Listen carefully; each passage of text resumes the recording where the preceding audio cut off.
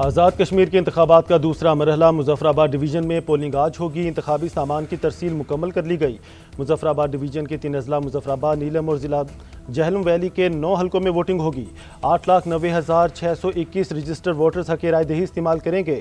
1,483 polling station قائم۔ مہاجرین کی 12 نشستوں کے لیے بھی پولنگ ہوگی۔ جموں اور ویلی کی 6 نشستوں پر کشمیری مہاجرین ووٹ کا حق استعمال کریں گے۔ کراچی، لاہور، پشاور سمیت ملک کے مختلف اضلاع میں مقیم مہاجرین ووٹ کاسٹ کریں گے۔ پی ٹی آئی کا بائیکاٹ، نون لیگ، پیپلز پارٹی، آئی پی پی اور دیگر جماعتوں سمیت آزاد امیدوار میدان میں ہیں۔ Secretary election commission Azad Kashmir راجہ شکیل کا کہنا ہے مظفرآباد میں حالات پرامن ہیں۔ ریپڈ رسپانس فورس بھی ضرورت پڑنے پر موجود ہوگی۔ امید ہے اچھا ٹرن آؤٹ ہوگا۔ چیئرمین پیپلز پارٹی بلاول بھٹو کا کشمیریوں سے حق روزگار کا وعدہ۔ ویڈیو پیغام میں کہا، روزگار کشمیر کے نوجوانوں کا حق ہے۔ کشمیر کے وسائل یا کشمیر کی سرزمین پر نوکریوں پر پہلا حق کشمیریوں کا ہے۔ ہر ہائیڈرول پروجیکٹ، ہر روڈ پروجیکٹ اور ہر ٹورزم ڈیولپمنٹ پروجیکٹ میں مقامی افراد کی نوکریاں لازمی ہونی چاہیے۔ کیسے ہو سکتا ہے کہ زمین اور وسائل کشمیر کے ہیں مگر نوکریاں کسی اور کو ملیں؟ حق روزگار کے لیے تیر پر مہر لگائیں۔ آزاد کشمیر میں انتخابی مہم چلانے والے اپنے کسی منصوبے کا نام ہی بتا دیں۔ کسی جماعت کے پاس ایسا منشور نہیں کہ وہ نون لیگ کا مقابلہ کر سکے۔ آزاد کشمیر میں آنے والی حکومت نون لیگ کی ہوگی۔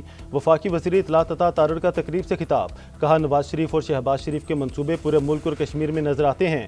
مسلم لیگ نون نے ہمیشہ کشمیر کاز کے لیے آواز اٹھائی اور عملی اقدامات کیے۔ سازشی عناصر مہاجرین کی نشستوں پر سوال اٹھاتے ہیں۔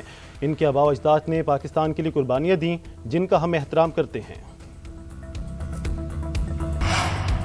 جمہوریت ہی بہترین نظام حکومت ہے۔ حکمرانی کا حق صرف عوام کو حاصل ہے۔ صدر مسلم لیگ نون نواز شریف کی وزیر اعظم شہباز شریف سے ملاقات میں گفتگو۔ کہا، سیاست میں شائستگی ضروری ہے، تلخیوں سے بچنا چاہیے، اختلاف نظریات کا ہونا چاہیے، انا کا مسئلہ بنانا درست نہیں۔ وزیر اعظم شہباز شریف نے کہا کہ اتحادیوں کے تحفظات ہمیشہ دور کیے، مسائل بات چیت سے حل ہوتے ہیں۔ پاکستان خطے میں بھی امن کے لیے کوششیں جاری رکھے ہوئے ہے۔ رائے ونڈ میں ہونے والی ملاقات میں وزیر اعلیٰ پنجاب مریم نواز اور نائب وزیر اعظم اسحاق ڈار بھی شریک ہوئے۔ ملک کی مجموعی اور سیاسی صورتحال پر تفصیلی تبادلہ خیال کیا گیا۔ میٹنگ کے دوران پنجاب کے ترقیاتی منصوبوں اور آزاد کشمیر کے انتخابات سے متعلق بھی امور زیر بحث آئے۔ بلاول بھٹو کے بیان سے اتفاق کرتا ہوں کہ وزیر اعظم فارم 47 کے ہیں۔ صرف وزیر اعظم ہی نہیں، پوری پیپلز پارٹی فارم 47 کی پیداوار ہے۔ کراچی میں ہماری جیتی ہوئی سیٹیں پیپلز پارٹی کو دی گئیں۔ چیئرمین پی ٹی آئی بیرسٹر گوہر کا پیپلز پارٹی کو مناظرے کا چیلنج، کہتے ہیں ثابت کر دوں گا کہ ہماری نشستوں پر قبضہ ہوا ہے۔ اس سسٹم کو ڈیفالٹ موڈ پر کون لے کر گیا؟ نیا پاکستان سے پرانے پاکستان کی طرف جانے کے بعد تباہی کا آغاز ہوا۔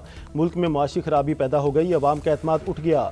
سندھ اور پنجاب پر 2 جماعتوں کا قبضہ ہے، دونوں نے یونٹ اور صوبے نہیں بننے دیں گے۔ حکمرانوں کے پاس کسی آئینی ترمیم کا مینڈیٹ نہیں، نظام بچانے کے لیے قومی حکومت بنائی جائے۔ آصف زرداری کے ایک برخوردار فرما رہے ہیں، یہ سسٹم ختم ہو چکا۔ برخوردار کا کہنا ہے کہ سسٹم آگے چلنے کے قابل نہیں رہا۔ اس سسٹم میں تم نے 30 سال کا سفر 3.5 سال میں طے کر لیا۔ تم کدھر سے چلے اور اب کہاں پہنچ گئے ہو؟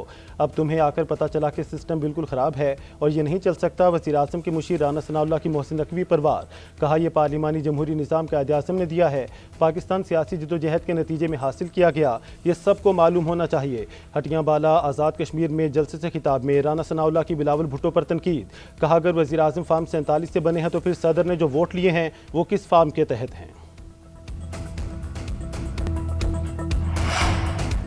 سسٹم مضبوط کرنا ہے یا بنیادی تبدیلی لانی ہے تو اس کا فورم پارلیمنٹ ہے۔ محسن نقوی اپنی تجاویز تاجروں کی بجائے آئینی فورم کے سامنے رکھتے تو زیادہ پذیرائی ملتی۔ وزیر دفاع خواجہ آصف کا سوشل میڈیا پر بیان۔ کہا، محسن نقوی خود ایک پاور ہاؤس ہیں، سسٹم میں تبدیلی کا آغاز اپنی وزارت سے کریں۔ نیشنل الیکشن پلان کے 13 میں سے 12 نکات کا تعلق وزارت داخلہ سے ہے جن پر عمل درآمد نہیں ہوا۔ نقوی صاحب ان نکات پر عمل درآمد یقینی بنائیں۔ محسن نقوی کابینہ کے نہایت اہم اور معتبر رکن ہیں لیکن کابینہ اور پارلیمنٹ کے اجلاس کبھی کبھار ہی اٹینڈ کرتے ہیں۔ نقوی صاحب اس نظام کی انتہائی طاقتور عہدوں پر 3.5 سال سے فائز ہیں۔ اگر وہ چاہتے تو اس عرصے میں پیش رفت کر سکتے تھے۔ چلیں دیر آئید درست آئید۔ نئے صوبوں کی بات غیر آئینی ہے، محسن نقوی عہدہ چھوڑ دیں۔ غیر آئینی بیانات دینے والوں کا ہم عہدوں پر نہیں ہونا چاہیے۔ کیا 22 صوبے بنا کر آپ کو 22 وزیر اعلیٰ چاہیے؟ جو ہو رہا ہے یہ پاکستان کی جمہوری فضا کو خراب کرنے کی سازش ہے۔ پیپلز پارٹی سندھ کے صدر نثار کھوڑو کی پریس کانفرنس۔ کہا، پاکستان میں سازشوں کی ایک طویل تاریخ رہی ہے، سیاسی جماعتوں کی حکومتوں کو کبھی آئینی مدت پوری نہیں کرنے دی گئی۔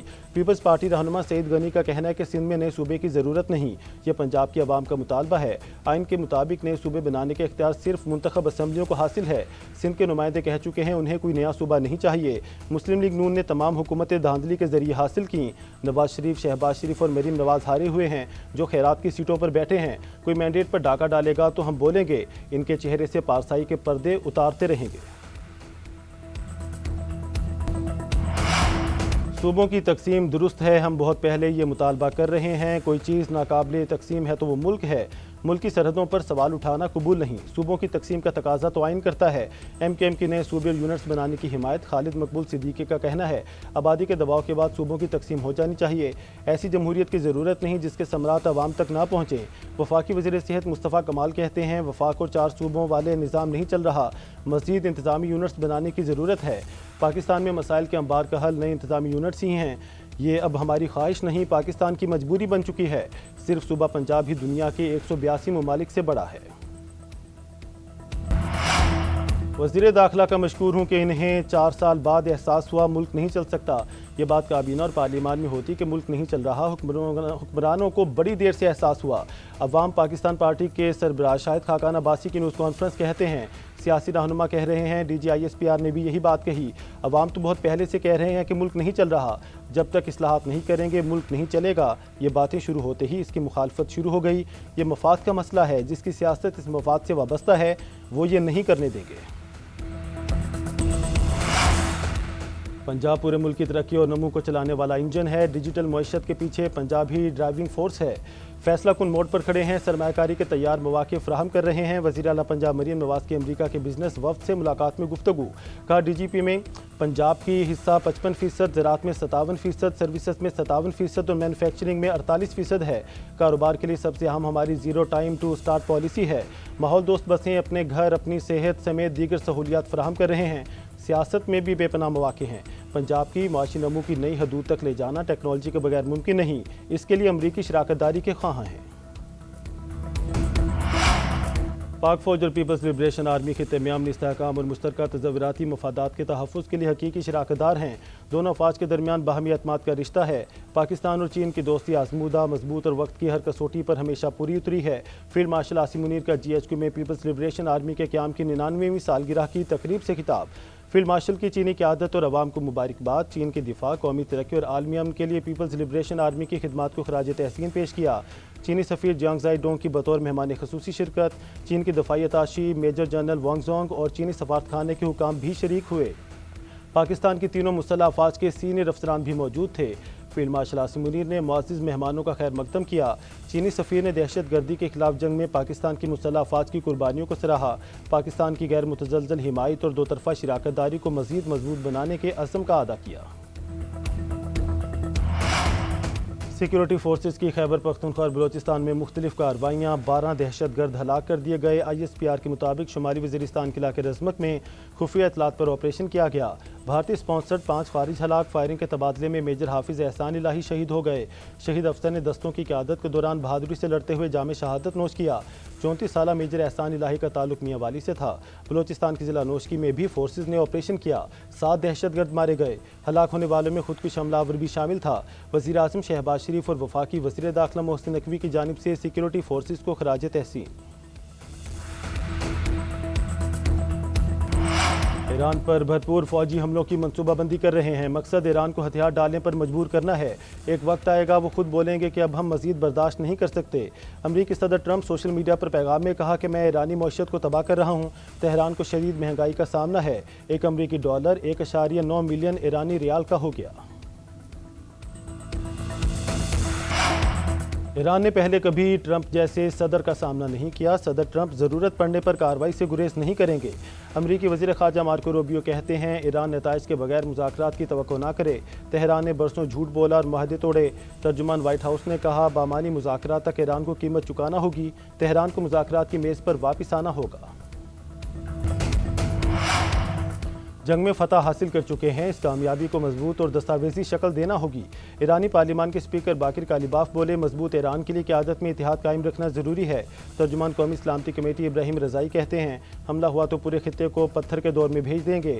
نتنیاہو نے ایران کو شکست دینے کا خیال ٹرمپ کے دماغ میں ڈالا۔ واشنگٹن کسی بھی احمقانہ قدم سے گریز کرے۔ خاتم الانبیاء بریگیڈ ہیڈ کوارٹرز کے کمانڈر میجر جنرل علی عبداللہی کہتے ہیں جارحیت کر کے بھاگنے کا دور ختم ہو چکا، امریکہ جنگ کی آگ بھڑکانا چاہتا ہے، خطے کے ممالک اس چالاکی کو سمجھے۔ ایرانی وزیر خارجہ کا ترک اور سعودی ہم منصب سے ٹیلی فونک رابطہ، رہنماؤں کے درمیان سے خطے کی تازہ صورتحال پر گفتگو۔ عباس عراقچی نے کہا امریکی اور اسرائیلی جارحیت کا فیصلہ کن جواب دیا جائے گا، علاقائی ممالک کی شمولیت پر سخت رد عمل دیں گے، ایران اپنی سلامتی اور خود مختاری کے تحفظ کے لیے ہر اقدام کرے گا۔ عمان کے قریب ایک اور آئل ٹینکر کے قریب دھماکے کی اطلاعات۔ برطانوی میری ٹائم ٹریڈ آپریشنز کے مطابق ٹینکر کو نامعلوم سمت سے آنے والے پروجیکٹائل نے نشانہ بنایا، انجن روم کو نقصان پہنچنے کے باعث جہاز ناکارہ ہو گیا۔ ایرانی اتھارٹیز کا امریکی فوج پر آمد و رفت کو خطرے میں ڈالنے کا الزام۔ حکام کا کہنا ہے امریکی افواج کے مسلسل جارحانہ اقدامات کے باعث جہاز رانی ممکن نہیں رہی۔ مشرق وسطیٰ میں استحکام کے بحال ہونے کے بعد تمام درخواستوں کا جائزہ لیا جائے گا، جہاز رانی کے اجازت نامے مرحلہ وار جاری کیے جائیں گے۔ سینٹکام نے ایرانی کنٹرول کے دعوے مسترد کر دیے۔ سینٹکام کا کہنا ہے آپ نے ہرمز تجارتی جہازوں کی آمد و رفت کے لیے کھلی ہے، اب تک 20 جہازوں کا رخ موڑا اور 2 کو ناکارہ بنایا۔ انسانی امداد لے جانے والے 30 جہازوں کو اجازت دی گئی۔